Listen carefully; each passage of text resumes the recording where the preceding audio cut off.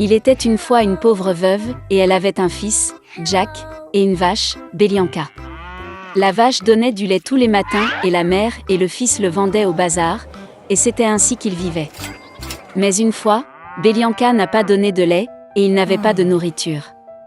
Maman a décidé de vendre la vache et d'ouvrir un magasin avec les bénéfices. Jack prit la rêne entre ses mains et conduisit la vache au marché. À peine arrivé, il rencontra un vieil homme merveilleux.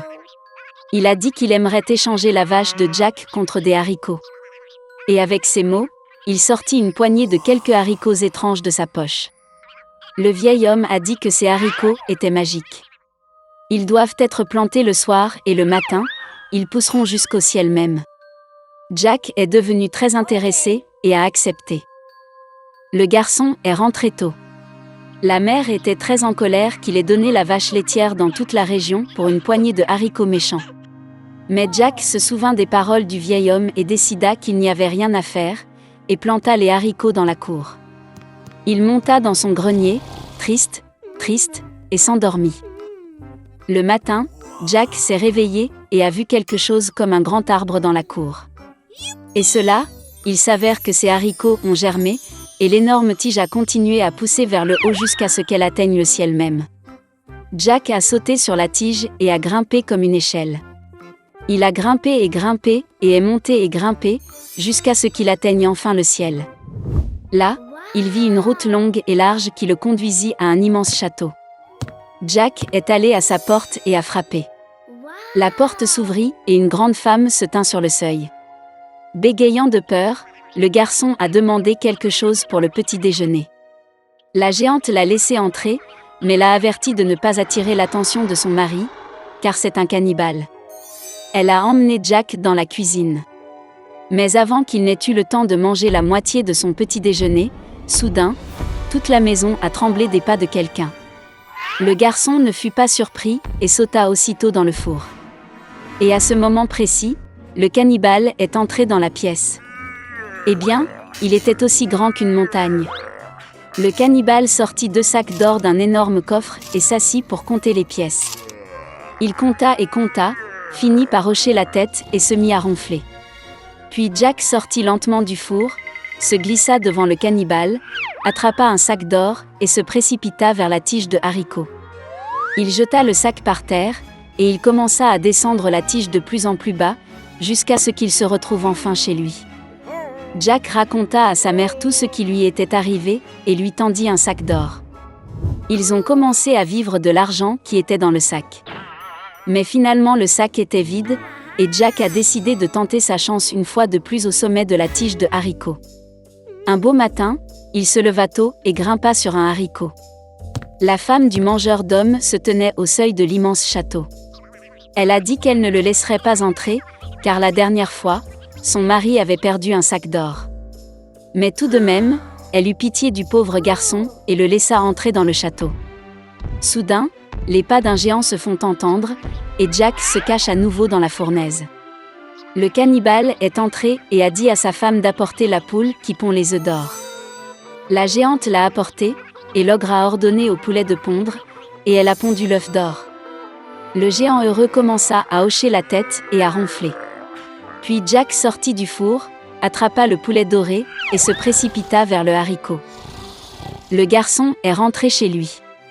Il a montré à sa mère un poulet merveilleux, et ils ont commencé à vivre en vendant des œufs d'or.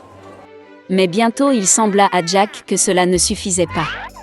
Et il a de nouveau décidé de tenter sa chance au sommet de la tige de haricots. Cette fois, le garçon monta dans le château par la fenêtre. Il a sauté dans un chaudron de cuivre et s'est caché.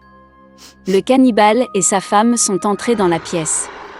Le géant a senti le garçon, et ils se sont précipités pour le chercher dans le four. Mais il n'était pas là. Ils ont fouillé tous les coins et recoins, mais ils n'ont pas pensé à regarder dans le chaudron de cuivre. Désespéré de chercher, l'ogre a ordonné à sa femme d'apporter une harpe dorée et de la mettre sur la table. Le cannibale ronflait à ses beaux sons. Puis Jack sortit tranquillement du chaudron, attrapa la harpe dorée et se précipita vers la porte. Mais la harpe a joué fort et a réveillé le cannibale. Jack courut tête baissée, sautant sur une tige de haricots, et le géant à sa poursuite. Jack est descendu chez lui et a crié à sa mère de porter la hache. La mère est sortie en courant avec une hache à la main, le garçon a attrapé la hache et a commencé à hacher le haricot. L'ogre sentit la tige se balancer violemment et s'arrêta. Puis Jack a frappé à nouveau avec une hache et a coupé le haricot. Il a basculé et s'est effondré, et l'ogre est tombé au sol et s'est écrasé.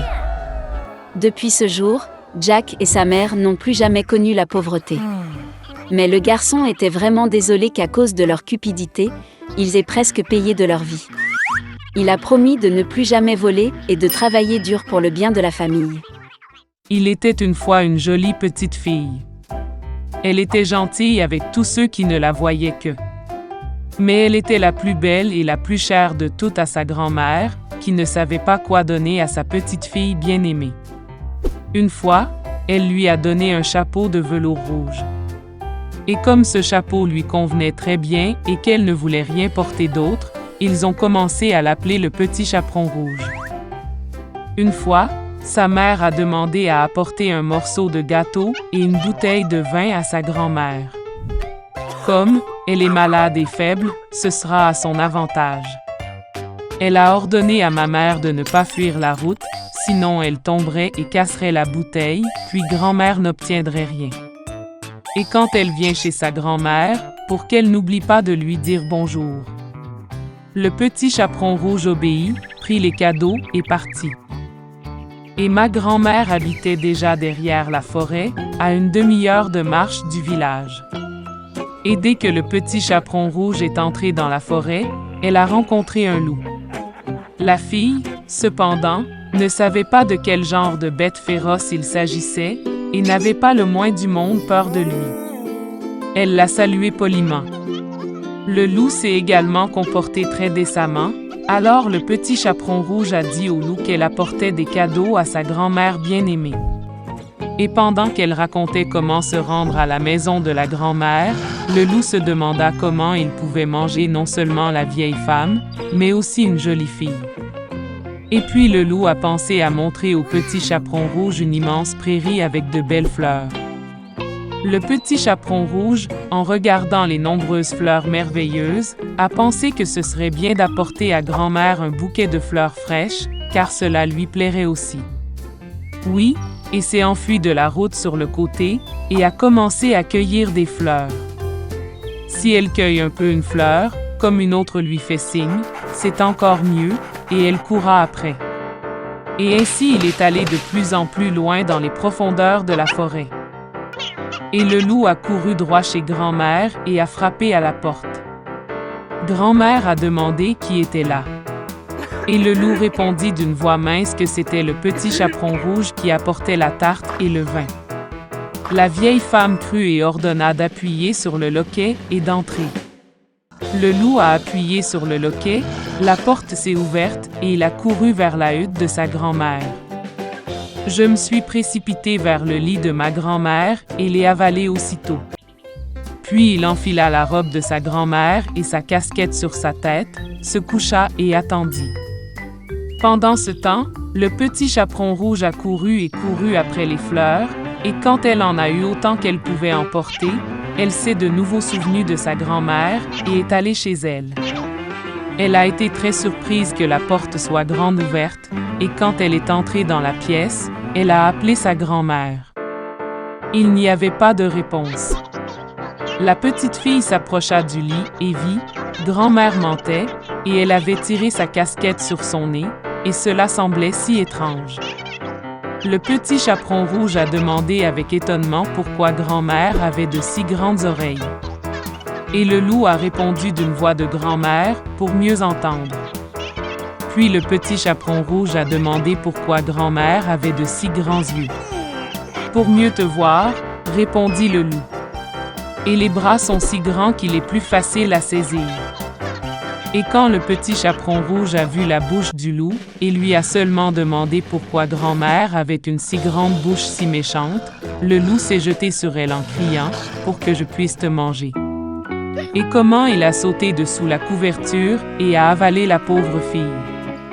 Ayant eu assez de cette façon, Le loup se recoucha, s'endormit et se mit à ronfler autant qu'il le put. À ce moment-là, un chasseur passait devant la maison de la grand-mère, entendit des ronflements et se demanda si quelque chose était arrivé à la vieille femme qu'elle ronflait ainsi. Il entra dans la maison, alla vers le lit et vit que le loup y dormait. Et il chasse ce méchant depuis longtemps. Il voulait le tuer avec une arme à feu, mais il lui vint à l'esprit que le loup avait peut-être avalé sa grand-mère et qu'elle pouvait encore être sauvée. C'est pourquoi il n'a pas tiré, mais a ouvert grand la bouche de son loup et a vu un petit bonnet rouge y clignoter. Une fille a sauté de sa bouche et a dit que sa grand-mère était toujours là. Le chasseur ouvrit encore plus les mâchoires de son loup et la vieille grand-mère sortit derrière le chaperon rouge. Ils étaient ravis, ont commencé à embrasser et à remercier le chasseur. Ils ont décidé de donner une leçon à un loup rusé. Ils ont apporté de grosses pierres aussitôt que possible, les ont fourrées dans la bouche et le ventre du loup et l'ont emmené dans la cour.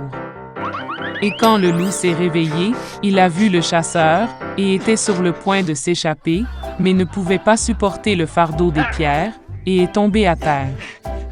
Cela ravit tous les trois, tandis que le loup se leva et traîna à peine son gros ventre dans la forêt sombre. Ils ne l'ont jamais revu. C'est ainsi qu'ils ont enseigné une leçon au loup rusé, et le petit chaperon rouge a décidé qu'elle ne désobéirait plus jamais aux ordres de sa mère.